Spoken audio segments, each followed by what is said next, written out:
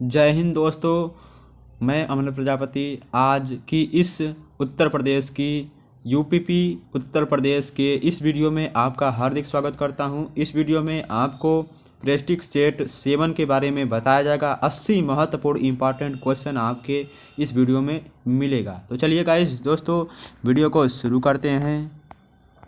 एक बार हमारे इस वीडियो को अपने दोस्तों के साथ शेयर जरूर करें। तो पहला क्वेश्चन दिया है सूची 1 का सूची 2 से मिलान करना है। तो कैसे करना है? तो सारस, भीष्म और ब्रह्मोस और इंसेंट 3C, तो इसका मिलान हमें करना है। कैसे करना है?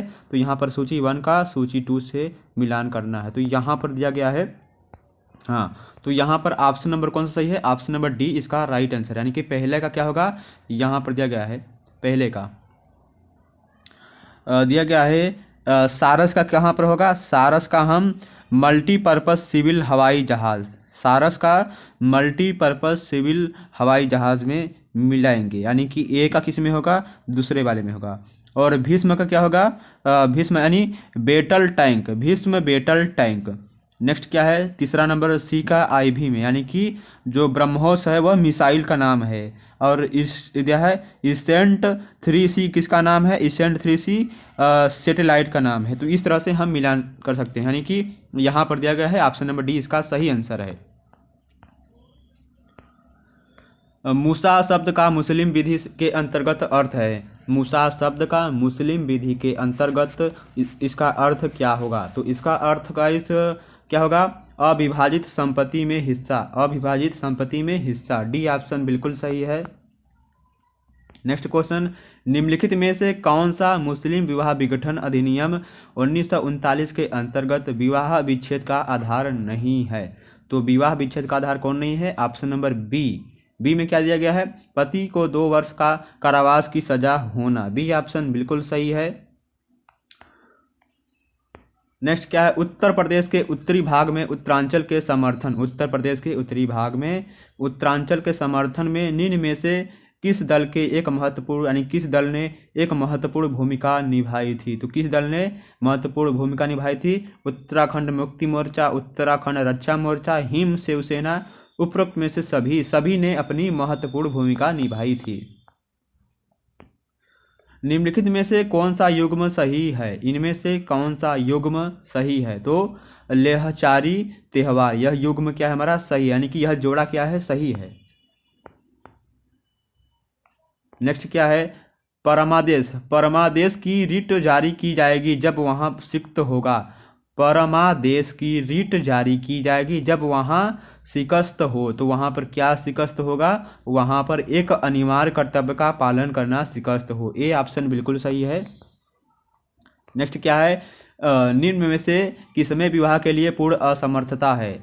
इनमें से किसमें विवाह के लिए पूर्ण असमर्थता है? तो कौन है? ऑप्शन नंबर डी, उपरोक्त में से सभी, यानी कि समरक्तता, विवाह संबंध और भ्रातृय संबंध, ये सभी क्या है? हमारे विवाह के लिए महत्वपूर्ण असमर्थता हैं। ऑप्शन नंबर डी बिल्कुल सही है।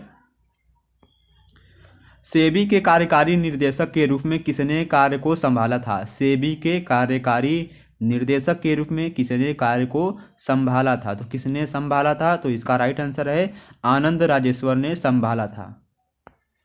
नेक्स्ट क्या है? एक सुन्नी मुस्लिम इद्दत की अवधि में विवाह करता है तो वह विवाह है, तो वह विवाह कौन सी विवाह होगी? तो वह विवाह जो है अनियमित विवाह होगी। सी ऑप्शन बिल्कुल सही है। नेक्स्ट क्वेश्चन है, कौन सा नियम प्रावधान कहता है कि मंजूरा की विशिष्टियां लिखित कथन में दी जाए? कौन सी नियम या प्रावधान कहता है कि मंजूरा की विशिष्टियां लिखित कथन में दी जाएंगी? आदेश 8 नियम 6 करता है, यानी कि आदेश 8 और नियम 6 प्रावधान कहता है कि मंजूरा की विशिष्टियां लिखित कथन में दी जाएं।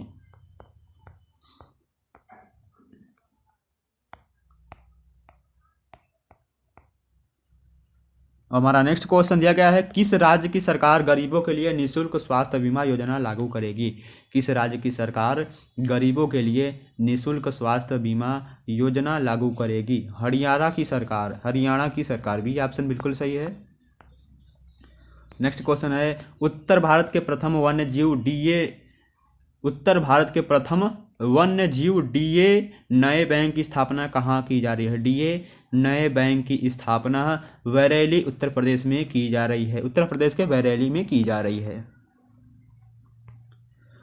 संज्ञेय अपराध में एक पुलिस अधिकारी, संज्ञेय अपराध में एक पुलिस अधिकारी क्या होता है? संज्ञेय अपराध में एक पुलिस अधिकारी बिना वारंट के अपराधी को गिरफ्तार कर सकता है। बी ऑप्शन बिल्कुल सही है।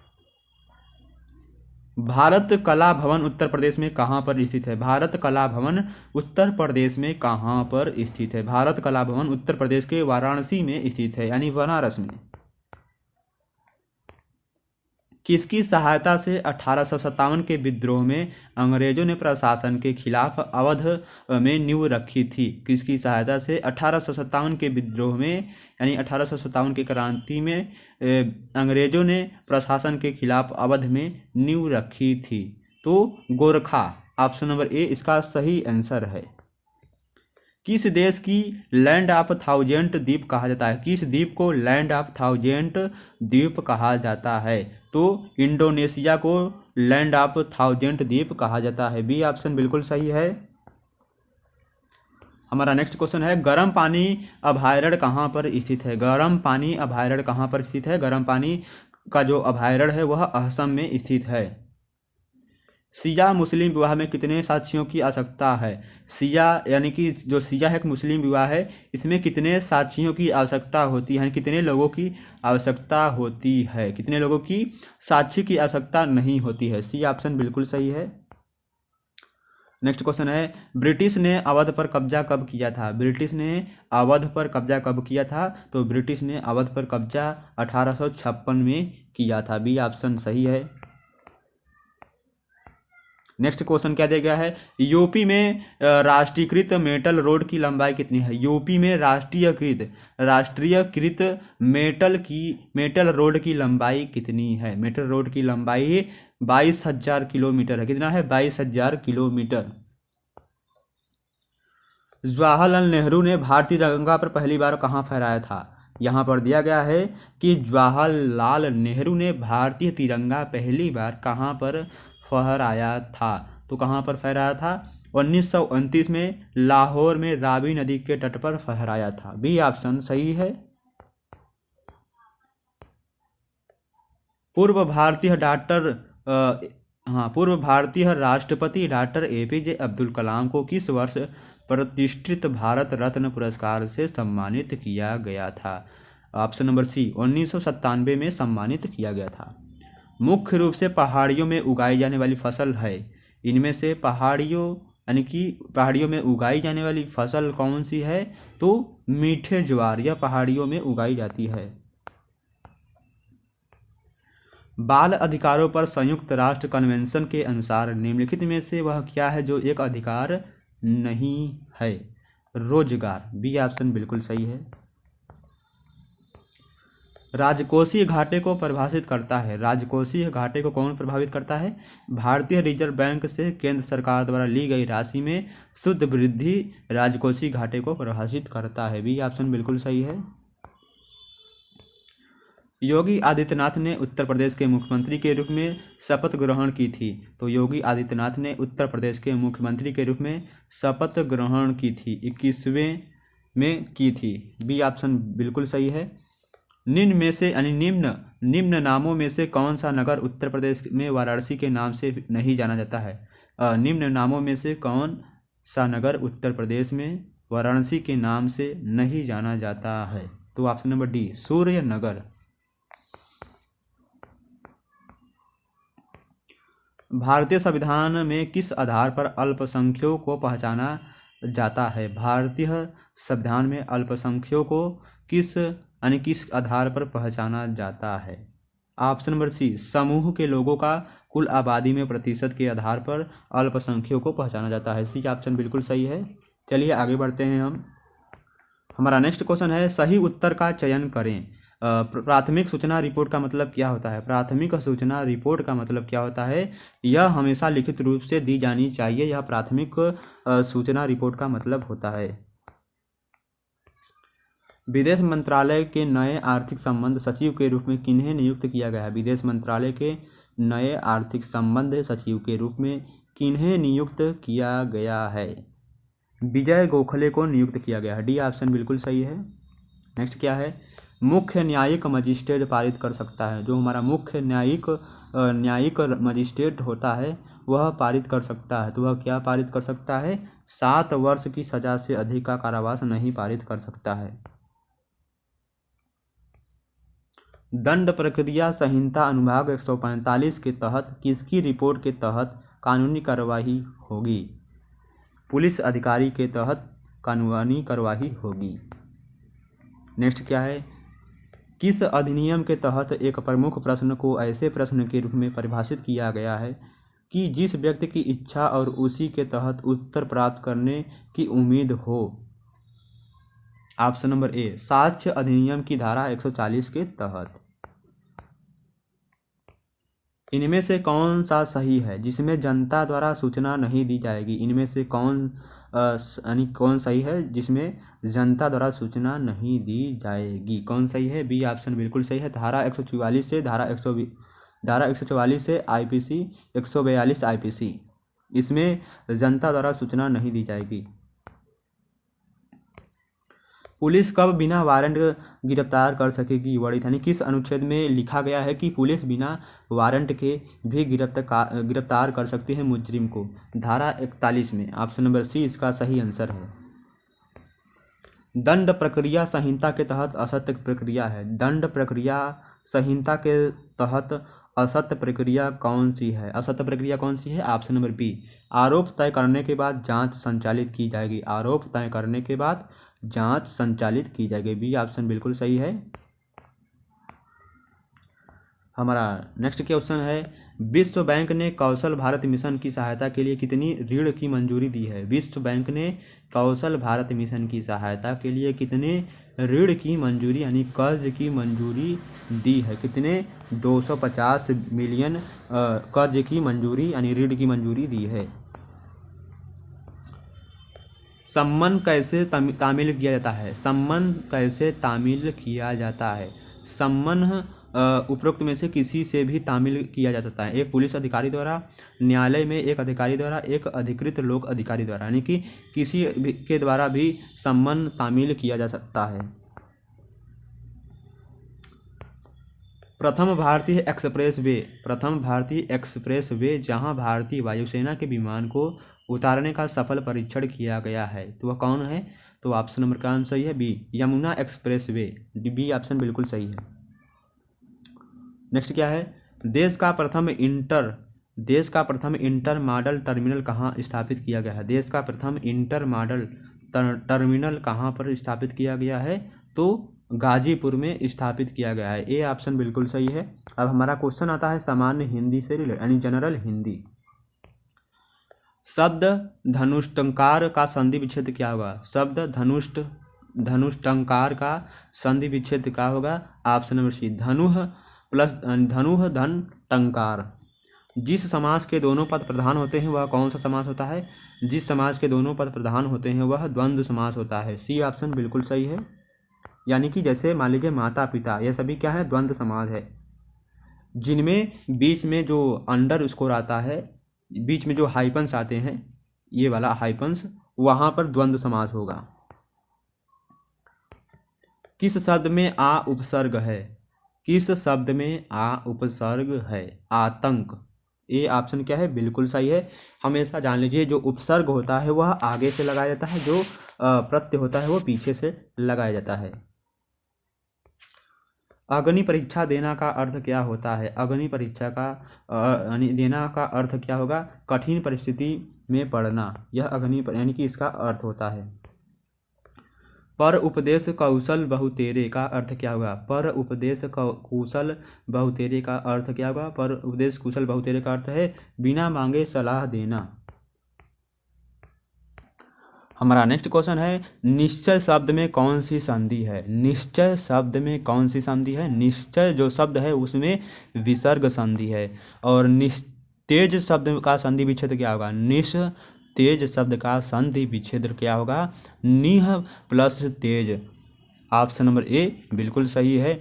हमारा नेक्स्ट क्वेश्चन है, दो शब्दों को जोड़ने के लिए कौन सा चिन्ह प्रयोग किया जाता है? दो शब्दों को जोड़ने के लिए कौन सा चिन्ह उपयोग किया जाता है? दो शब्दों को जोड़ने के लिए ये वाला हाइपंस से, इसे हम हाइपंस बोलते हैं। क्या है? हाइपंस बोलते हैं, यानी इसका उपयोग किया जाता है दो शब्दों को जोड़ने के लिए। अंगूठा छाप होना मुहावरे का अर्थ क्या है? अंगूठा छाप होना मुहावरे का अर्थ क्या है? अनपढ़ होना। बी ऑप्शन बिल्कुल सही है। वर्तमान में काल कितने प्रकार के होते हैं? यानी कि वर्तमान काल के कितने भेद होते हैं? 50 नंबर क्वेश्चन है। वर्तमान काल के कितने भेद होते हैं? वर्तमान काल के 5 भेद होते हैं। यह है कर्मवाच्य में प्रधानता होती है, तो कर्मवाच्य में किसकी प्रधानता होती है? कर्मवाच्य में कर्म की प्रधानता होती है। बी ऑप्शन बिल्कुल सही है।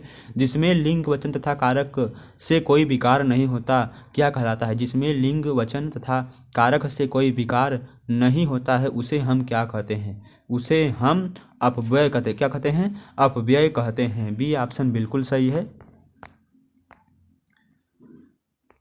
दिया है मृगनयनी उपन्यास के रचनाकार कौन है? मृगनयनी उपन्यास के रचनाकार वृंदावन लाल वर्मा है। कौन है? वृंदावन लाल वर्मा मृगनयनी उपन्यास के रचनाकार हैं।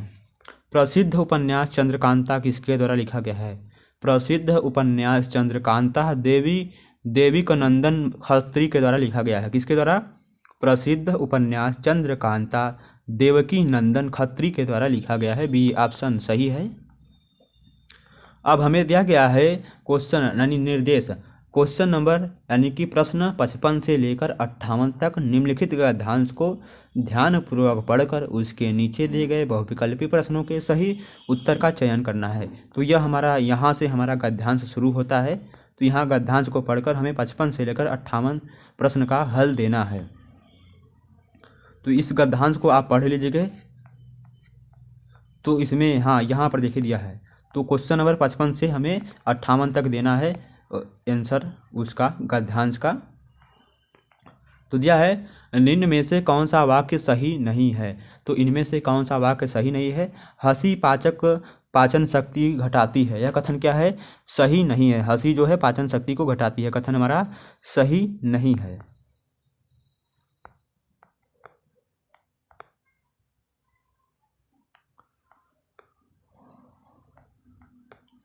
तो दोस्तों हमारा नेक्स्ट क्वेश्चन है, एक बालक को हंसाने से उस पर क्या प्रभाव पड़ेगा? एक बालक को उस यानी कि हंसाने से उस पर क्या प्रभाव पड़ेगा? उस पर जो प्रभाव पड़ेगा वह उसके स्वास्थ्य में वृद्धि होगी। यानी कि यदि एक बालक को हम हंसाते हैं तो उसके स्वास्थ्य में वृद्धि होगी। सी ऑप्शन बिल्कुल सही है। डॉक्टर ह्यूड क्या कहते हैं? डॉक्टर ह्यूड क्या कहते हैं? जो डॉक्टर ह्यूड हैं वो कहते हैं कि आनंद से बढ़कर बहुमूल्य वस्तु मनुष्य के पास और कोई नहीं है। आनंद से बढ़कर बहुमूल्य वस्तु मनुष्य के पास कुछ नहीं है। सी ऑप्शन बिल्कुल, चाहे आप कितना भी धनी रहें, अमीर रहें, लेकिन यदि आपके पास आनंद नहीं है तो आप क्या है? सबसे बेकार आदमी हैं। तो आनंद से बढ़कर बहुमूल्य यानी सबसे कीमत वस्तु क्या है? आनंद है। उससे ज़्यादा कीमत की वस्तु कोई नहीं हो सकती। सी ऑप्शन सही है। नेक्स्ट क्वेश्चन है, वर्तनी का संबंध निम्न में से किससे है? वर्तनी का संबंध निम्न में से किससे है? वर्तनी का संबंध निम्न में से भाषागत ध्वनियों के उच्चारण से है। ये ऑप्शन बिल्कुल सही है। माँ ने बच्चों को बुलाया, यह किसका कारक यानी किस कारक का उदाहरण है? माँ ने बच्चे को बुलाया, यह किस कारण का यानी किस कारक का उदाहरण है? तो कर्म कारक का उदाहरण है।